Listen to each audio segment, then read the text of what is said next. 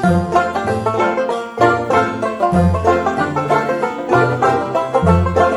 Bu, masalah pemilu ntar Bu memilih siapa?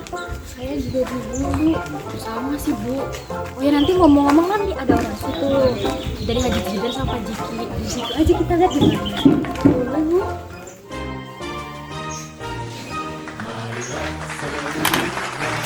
Assalamualaikum warahmatullahi wabarakatuh. Ya, saya di sini sebagai calon nomor 1 Bupati Wakanda Haji Zidan akan menjelaskan visi misi saya. Jadi visi saya adalah untuk mensejahterakan masyarakat negeri Wakanda ini dengan semangat juang Islam dan juga semangat berjihad. Kemudian visi saya yaitu membangun infrastruktur masjid agar lebih maju dan lebih terorganisir. Lalu yang kedua, untuk menjunjung martabat Kabupaten Wakanda ini dengan semangat Islam dan lillahi ta'ala. Allahu Akbar, Allahu Akbar, Allahu Akbar. Bersama Allah, dukung saya. Nomor 1.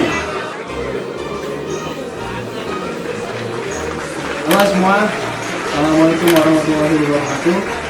Perkenalkan, saya Dr. Jiki sebagai calon Bupati Wakanda 2022. Visi saya adalah untuk membangun Wakanda sejahtera, sehat, rajin, dan bermartabat.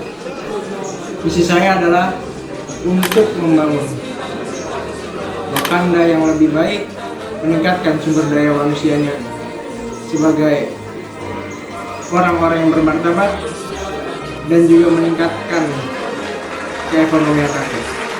Sekian dari saya, terima kasih. Assalamualaikum warahmatullahi wabarakatuh. Itu ada Bu Arum, kita samperin aja Bu. Bu Arum sendirian aja Bu. Iya Bu. Ya. Jadi gimana ibu-ibu udah pada milih belum? Iya, bingung saya Bu. Kalau Bu Arum gimana? Sama Bu, saya juga bingung soalnya visi saya nggak bisa banget. Aduh, ibu lagi pada kumpul ini. Nah ini, kita sogok aja. Assalamualaikum Bu Ibu. Lagi pada apa ini? Nggak apa-apa, Oh, ngobrol aja. lagi bingung ya memilih siapa? Iya. Nah gini Bu, saya kan ada rezeki. Ini gini aja. Nih, ini Bu. Nih. Nah ini Bu juga nih. Nah, udah tahu kan sekarang memilih yang mana? Udah Pak. Ya, jangan lupa ya pilih nomor 1 ya Bu ya. Ya, terima kasih Bu. Ya. Iya, sama Pak. Assalamualaikum. Waalaikumsalam Pak. Berdua aja nih Pak. Iya Pak. Gimana ya Pak? Yang lain masih ada acara Pak. Langsung aja Pak. Jadi Pak, saya kan butuh suara yang banyak Pak. Apa nih Pak? Ini buat uang jajan aja sih Pak. Tolong ya Pak ditambahin Pak suaranya Pak. Jangan lah Pak, jangan repot-repot lah Pak ya. Jangan repot-repot. Ayo Pak, sama Pak. Haram Pak. Makasih Pak. Pak, kasih ya Pak. Tambahin nih Pak suaranya Pak. Iya, insya Allah Pak. Antar Pak. Salam Pak. Halo semuanya, pemirsa setia acara berita. Kalian telah menyaksikan video yang tadi sudah saya buat dari kelompok saya. Di sini saya Adib, saya akan menjelaskan mengenai apa saja pelanggaran yang dilakukan oleh Haji Jidan dan Dr. Uki. Yang pertama, kita mulai dari Haji Jidan dulu. Haji Jidan melakukan penyogokan pada calon pemilih suara kepada ibu-ibu. Jadi itu merupakan hal yang tidak boleh dilakukan sebenarnya, karena itu merupakan hal yang kecurangan.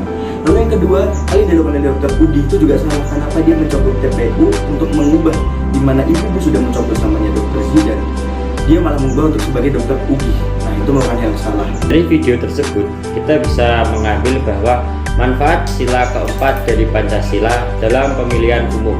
Sila keempat berbunyi, kerakyatan yang dipimpin oleh hikmat kebijaksanaan dalam permusyawaratan perwakilan.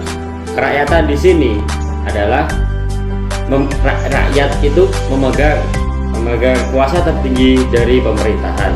Hikmat kebijaksanaan.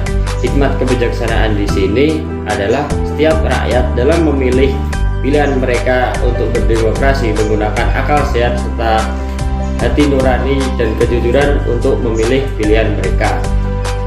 Permusyawaratan di sini adalah setiap masalah-masalah yang ada dalam negara atau dalam berdemokrasi, setiap rakyat harus memecahkan masalah ini dengan menggunakan musyawarah atau mufakat.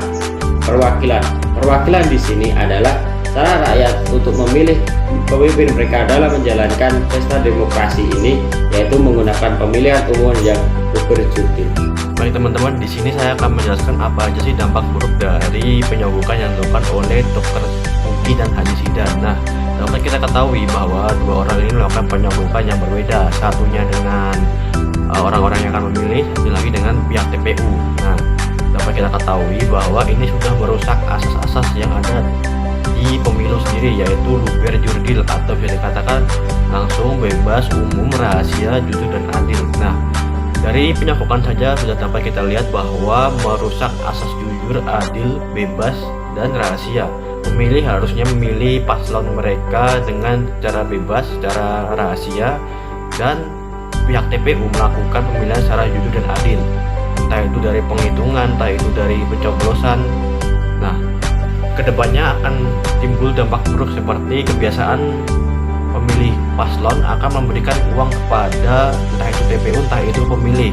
Nah, ini akan jadi kebiasaan dan menjadi habit atau menjadi sesuatu yang wajib ketika ada pilkada ataupun itu pemilu. Nah, hal ini menyebabkan apapun yang nanti yang terpilih menjadi orang yang akan terpilih oleh pemilih akan menjadi orang yang terpilih dengan cara curang dan bahkan bisa dikatakan tidak adil dan tidak resmi. Nah, dari video tersebut kita harus tahu nih gimana caranya kita untuk mencegah dan mengatasi kecurangan dalam pemilu. Untuk mencegah dan mengatasi kecurangan dalam pemilu, yang pertama kita harus mengintrospeksi diri sendiri, yaitu kita harus senantiasa menanamkan sifat Pancasila, yaitu adil, jujur, menghormati pendapat orang lain, dan juga saling gotong royong. Nah, kita harus senantiasa adil dan jujur, karena pemilihan umum itu bukan hanya persoalan satu orang, tapi banyak orang. Jadi kita harus selalu bersifat sportif dan juga adil. Kemudian, menghormati pendapat orang lain.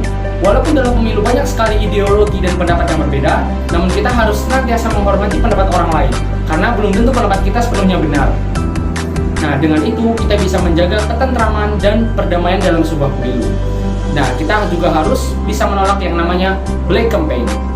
Kemudian, dalam pemilu kita juga harus berani, yaitu berani dalam mengungkapkan kebenaran dan juga kesalahan. Jadi apabila ada sebuah kesalahan dalam sistem pemilu, maka kita sendiri sebagai anak bangsa harus berani untuk melapor. Nah, hasil lapor tersebut nanti juga akan diproses oleh orang yang bertanggung jawab dan akan berbalik kepada masyarakat itu sendiri.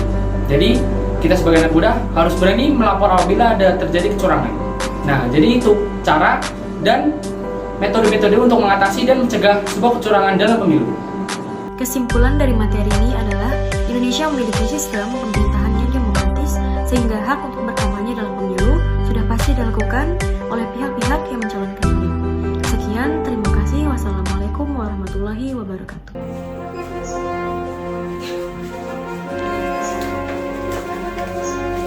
Pemimpin adil dan jujur, masyarakat sejahtera dan makmur. Wakanda Jaya!